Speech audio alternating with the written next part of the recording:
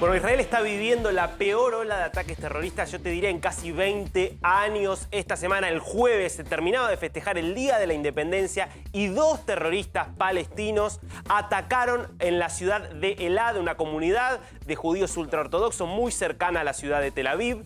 En un ataque en el cual uno estaba con un arma de fuego, el otro estaba con un hacha. Fue en un parque. Primero ahí vemos el momento en el que se acercan a un auto, automovilistas empiezan a atacarlos. Después fue el resto del ataque en un parque. 3 muertos dejó ese ataque, pero insistimos, es el último de una larga serie de ataques que se vienen produciendo. Bueno, hay novedades de último momento que tienen que ver con el arresto de estos dos terroristas que venían desde el jueves, que los venían buscando por todo Israel. Bueno, los acaban de detener.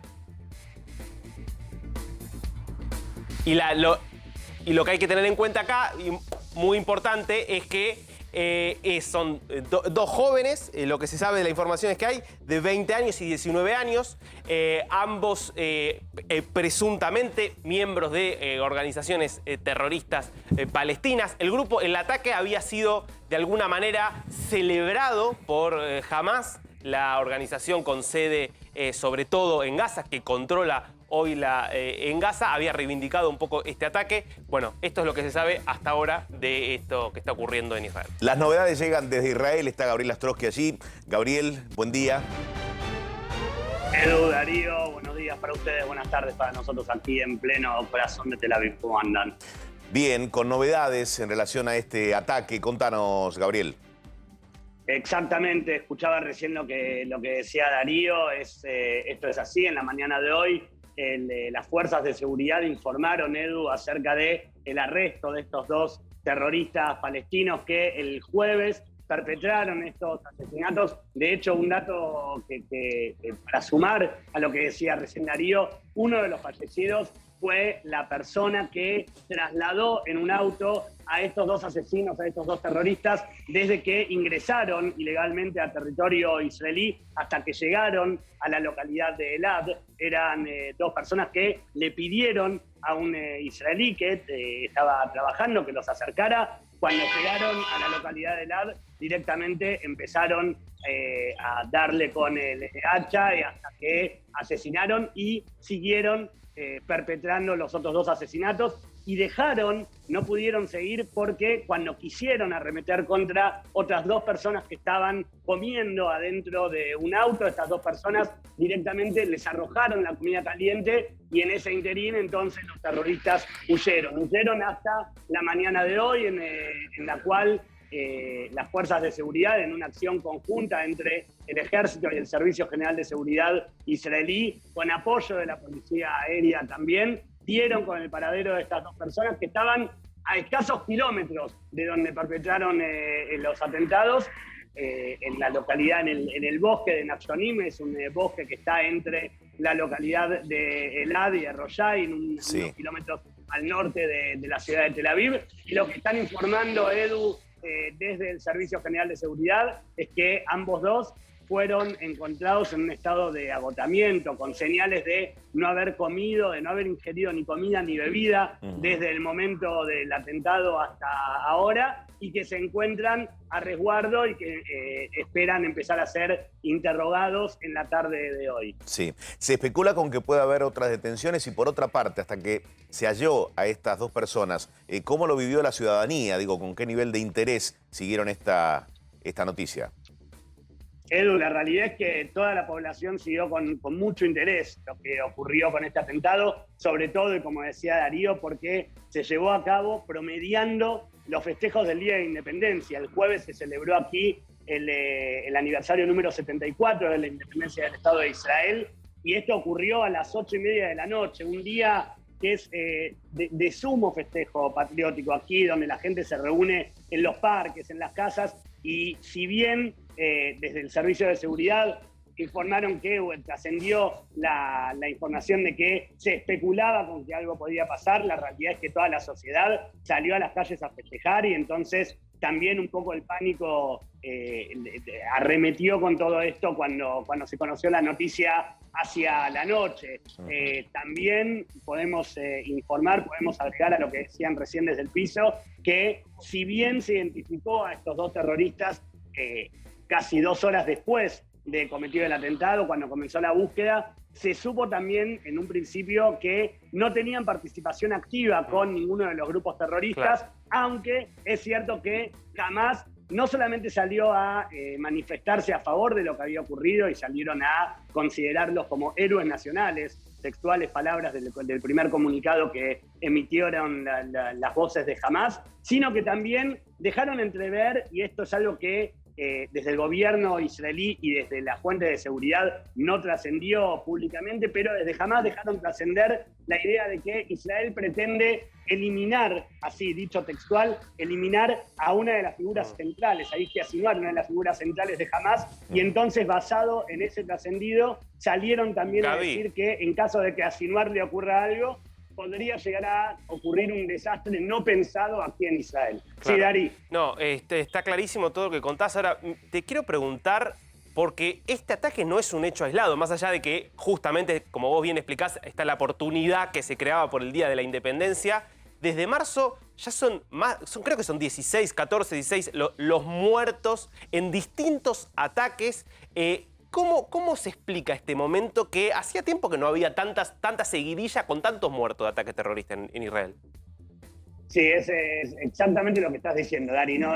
Si el número no me falla, son 16 los muertos desde el primer ataque en el mes de marzo. Y la realidad es que lo que está planteando el Servicio de Seguridad israelí, tanto su jefe en comando, como también Benny Gantz, el ministro de Seguridad, es que esta es alguna manera de parte de Hamás de empezar a encender un poco el fuego sin tener que llegar a un enfrentamiento como el que ocurrió en mayo del año pasado, sobre todo porque desde Hamás vienen alardeando un poco, podríamos decir, sobre todo durante lo que fue el mes sagrado para la comunidad musulmana, el mes de Ramadán, en el cual se ocasionaron muchos enfrentamientos dentro de la mezquita dineraria, de la mezquita de Al-Aqsa en la ciudad de Jerusalén, en los cuales Hamás intentó hacer ver tanto a la población israelí como a la población palestina, incluso también a los medios internacionales, que Israel intentaba modificar el status quo dentro de la ciudad vieja de Jerusalén, algo que fue totalmente negado por el gobierno israelí, pero no solamente que fue negado por el gobierno israelí, sino que quedó en evidencia la postura de Hamás cuando de repente las puertas de la mezquita de Al-Aqsa se abrieron y se encontraron arsenales de piedras o gente con banderas de Hamás adentro de la mezquita, digo, algo que de alguna manera venía directamente a enfrentar a Hamás con la propia población palestina. Gabriel, ¿cuál es el nivel de alerta en este momento? Si hay alguna ciudad que está especialmente protegida, digo, ¿qué se ve en las calles? Diferente a lo que ocurría algunos meses atrás cuando todavía esta seguidilla de atentados o de ataques no se había dado. Mirá, Edu, el nivel de alerta en realidad es el mismo en todo el país. O sea, uno sabe sí que hay ciudades un poco más calientes que otras, sobre todo en lo que tiene que ver en Jerusalén y sus alrededores. La realidad es que en el resto del país uno no espera nunca y espera que pueda ocurrir al mismo tiempo en todos lados, algo como lo que ocurrió no solamente el jueves, sino con el resto de los atentados que vienen ocurriendo desde marzo hasta ahora. La realidad es que, por ejemplo, algo que marca una diferencia con un enfrentamiento de misiles como el que hubo el año pasado, es que al momento que los radares interceptan un misil, uno puede saber más o menos en qué ciudad están ocurriendo, uno tiene información, la población civil, tenemos información e incluso la posibilidad de resguardarnos, de ponernos a resguardo o en los cuartos de seguridad de las casas o de las oficinas o en cuartos de seguridad públicos que hay en la calle en todas las ciudades. Cosas como las que están ocurriendo ahora, la realidad es que me imagino que a nivel de inteligencia, por supuesto que se saben, pero en la población civil no, y entonces uno hace que en cualquier momento nos tome de sorpresa todo. Ahora, Gaby, sí, Dani. No, que está bueno contarlo también, porque a veces se olvida, pero la verdad es que hace unos 20 años más o menos, principios de los 2000, cuando fue la segunda intifada, bueno, los ataques terroristas eran casi habituales, realmente se vivía en una situación de mucha fragilidad y de mucho temor en Israel. Eso cambió, ¿hay preocupación de que se vuelva un poco a esa situación? Porque aparecen sobre todo estos ataques donde ni siquiera es que son militantes, gente que viene formando parte de las organizaciones, sino que a veces es gente por ahí inorgánicos, podríamos decirlo así, lo cual es mucho más difícil de controlarlo.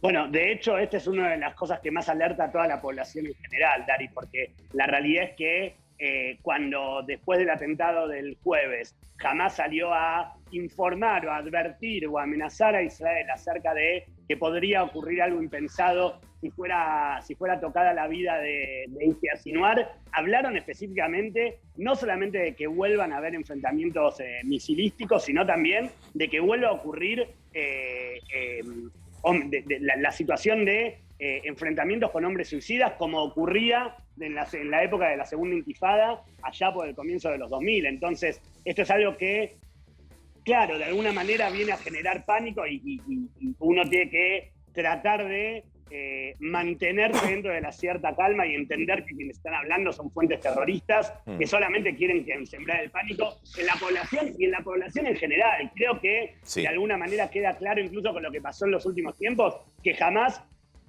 va contra Israel, pero que al momento de atenta contra israelíes, judíos, árabes israelíes e incluso contra los mismos palestinos. Digo. Sin duda. Claramente, Hamás no es una facción que identifica a todos los palestinos, sino que es una facción netamente terrorista aparte, ¿no es cierto?